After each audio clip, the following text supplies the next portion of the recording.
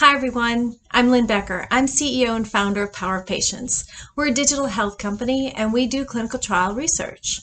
There's been a lot of news about clinical trials today, and I've been being asked questions over and over again about what are clinical trials. So I thought I'd take a time and I'd make this video to see if I could answer some of your questions. So let's get started. Clinical Trials 101. Let's start with a simple definition of what is a clinical trial. Well, a clinical trial is very simply a research study or experiment that's conducted upon human subjects or participants, you and I. It's just that simple. There's three kinds of clinical trials. You have interventional, observational, and retrospective.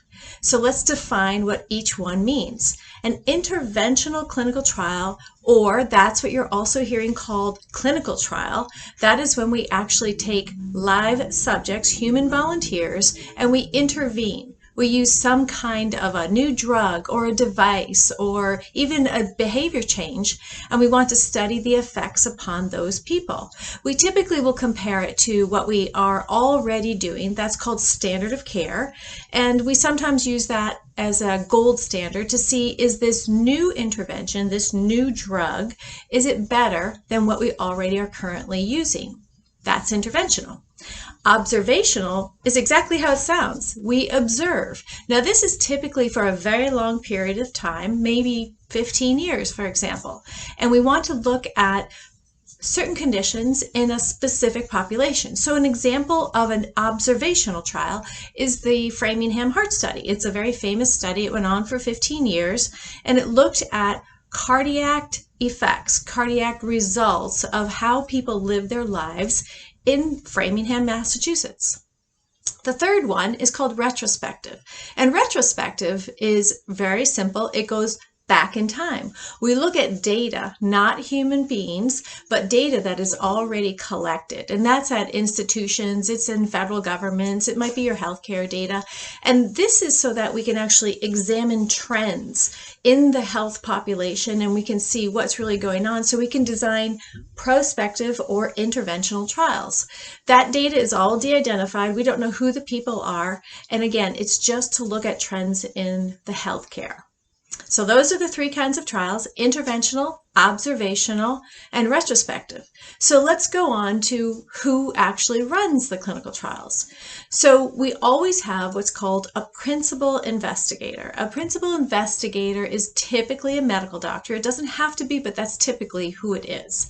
And that person is surrounded by a team, right? And it will be different coordinators and different research scientists, and together they create what's called a protocol. That is your study document. That is what we're going to use to actually follow the protocol and the research design. Now, another question that is often asked is, where are clinical trials conducted? And everywhere. So it could be at a local community, it could be in a hospital, it could be at university, it's regional, national, international. The protocol or the research document describes precisely who will be involved in the study and where it's going to be conducted. And another common question is, well, how long is this going to last? So you're hearing about COVID-19 that this might be done in a couple months. That is very, very atypical. It's not common. Clinical trials usually take years, 1 to 3 years if you're lucky, from start to finish. Now, you need to know that, because if you're going to be a participant, you're going to want to have that 1 to 3 year timeline committed to being a part of the clinical trials. Okay, let's talk about protocols now. I mentioned that earlier. A protocol is your research document. Another way to look at a protocol is that it's the recipe. Just like when you're cooking something, this is the recipe that all the different institutions that are going to run this trial will follow, so that they make sure they're doing the exact same stuff, and we can standardize across all these institutions and be able to say whether or not our drug or our treatment or device is indeed effective and safe. That's another important concept that we have to talk about too. So we now have discussed what is a protocol and who manages the protocol or creates it, where they're held, and we've talked about some of the timelines that are associated with protocols. So how do you get into a trial? is another question that I often get. Well, you have to be what's called eligible. And your eligibility criteria is broken into two brackets. So you have inclusion criteria and then you have exclusion criteria. So inclusion criteria means that you have some condition that we would like to study. And an exclusion criteria means that this condition you have, it's not either so severe or so normal or so little that it's not what we need to study. So let's talk about an example. Let's say we wanted to do a high blood pressure study. So if I have high blood pressure, I would say, oh, hey, I'm a candidate. But let's say that my research protocol has an exclusion criteria that I'm not allowed in it if I'm already taking a certain drug, or if my blood pressure ranges are not within what they're trying to manage. So that's an example of an inclusion and an exclusion criteria. Now, we also do study healthy volunteers. And so that would mean you have people who have no conditions. Those are different studies, but again, we can look at inclusion and exclusion criteria as our guideline to how to get into the study. So what do you do next? Well, if you wanted to be in a study, you would go through a pre-screening exam or a pre-screening phone call to see if you could go to the site and then become informed, signing an informed consent document.